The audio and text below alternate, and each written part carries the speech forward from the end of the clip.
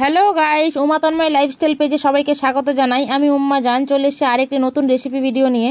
তো এখানে আমি আজকে তৈরি করব বিটরুটের পরাঠা। তো বিটরুটের পরাঠা তৈরি করার জন্য বিটরুটগুলো একদম কুচি কুচি করে কেটে নিচ্ছি, তার সঙ্গে একটু ক্যাপসিকাম কেটে নিয়েছি।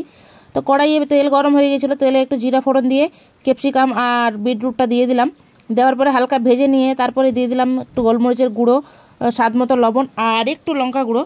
তার সঙ্গে এখানে আমি নিয়ে নিচ্ছি বাটার। তো আজকে পরাটার রেসিপিটা পুরোটাই আমি বাটার দিয়ে করব। আপনারা চাইলে স্কিপ করতে পারেন, বাটারের বদলে ঘি অথবা তেল ইউজ করতে পারেন। তো আমি বাটার দিয়ে ভালো মতো করে বিটরুটটাকে ভেজে নিলাম, নিয়ে গ্যাস বন্ধ করে রাখলাম যাতে ঠান্ডা হয়। আর এখানে নিয়ে নিয়েছি আটাগুলো আমি আগেই মেখে রেখেছিলাম আর তেল লাগিয়ে রেখেছিলাম আটার মধ্যে, যাতে সফট হয়, নরম হয়, আর ঢেকে রেখেছিলাম। তারপর এখানে আটাটা নিয়ে গোল গোল করে লেচি কেটে একদম গোল গোল শেপ করে নিলাম। আটার লই কাটা বা গোল করা হয়ে গেছে, আর এদিকে বিটরুটের পুরটাও অনেকটা ঠান্ডা হয়ে গেছে। এরপরে একটা করে লই নেব আর ভালো করে গোল গোল করে লেচি কেটে নেব। এই গোল লেচির মধ্যে মাঝখানে দিয়ে দিব বিটরুটের পুরটা, দিয়ে একদম মোমোর মতো ঘুরিয়ে ঘুরিয়ে ঘুরিয়ে গোল শেপ করে নেব। সে মোমোর মতো করেই যেমন করে গোল গোল মোমো হয় সেই রকমই। তো এখানে আমার 6টা মতো পরোটার লেচি আছে, তো সেগুলোতে সবগুলোতেই এরকম করেই ভরে নেব, একই রকম করে আপনারা দেখতে পাচ্ছেন। আর আজকে কোথা থেকে আমার ভিডিওটা দেখছেন একটু কমেন্টে জানাবেন, আর রান্নার রেসিপিগুলো কেমন লাগছে অবশ্যই জানাবেন। ভালো লাগলে অবশ্যই একটা শেয়ার করবেন। আমার আগের কাবাব ভিডিওতে দুই দাদাভাই দুটি গঠনমূলক কমেন্ট করেছেন, তার মধ্যে একটি হলেন ইসরাফিল মোল্লা।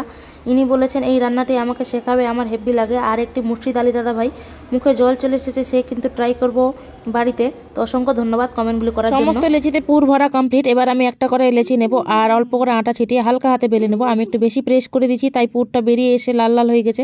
তো এরকম পুর বেরিয়ে আসলে পরোটাটা ফুলবে না, ফেটে যাবে। তো আমি সেকেন্ডটা দেখুন, সেকেন্ডটা কেমন হালকা হাতে বেলছি। এরকমভাবেই হালকা হাতে বেলবেন, একটু মোটা করে বেলবেন যাতে পরোটাগুলো ভালো ফোলে। তো আমার এখানে তাওয়া গরম হয়ে গেছিলো, তাওয়াতে আমি অলরেডি পরোটা দিয়ে দিয়েছি, দিয়ে এখানে এখন ব্যাটার বা মাখন দিয়ে দিলাম, দিয়ে একটু উল্টে পাল্টে ভালো করে ভেজে নেব। দেখুন কত সুন্দর ফুলছে, প্রথমটা ফোলেনি, দ্বিতীয়টা কত সুন্দর ফুললো। তো এইরকমই ফুলকো ফুলকোভাবে সব পরোটা ভেজে নেব। আর এখানে ভেজে নিয়ে আপনাদের দেখাচ্ছি, দেখুন কত সফট হয়েছে, নরম হয়েছে, ভিতরটা এরকম লাল লাল হবে। তো এটা অনেকটা হেলদি, অনেকটা টেস্টি, আর বাচ্চাদেরকে খাওয়ানো তো অনেক ভালো। তো সবাই এখানে প্রশংসা করছে। রাতের খাবার সবাই মিলে বসে গেছি। এখানে আছে এটা বিটরুটের পরোটা, এই যে ভিতরটা দেখেন কেমন লাল লাল, বাটার দিয়ে তৈরি। এখানে আছে টমেটো সস, কেচাপ, এখানে আছে রেড চিলি সস, এখানে গ্রিন চিলি সস, কাঁচা লঙ্কা, শুকনো লঙ্কা। তো এগুলো আমি খাচ্ছি, এগুলো ওরা বাবা ছেলে মিলে খাচ্ছে। এই ছেলে কেমন হয়েছে? টেস্টি। কার্টুন দেখছে আর খাচ্ছে, টেস্টি, খেতে ফিল পায় না কিছুই। তুমি ভালো? আর কিছু ভালো, আর কিছু ভালোর মধ্যে আর কিছু নাই, কমপ্লিমেন্টরি দিতে জানে না।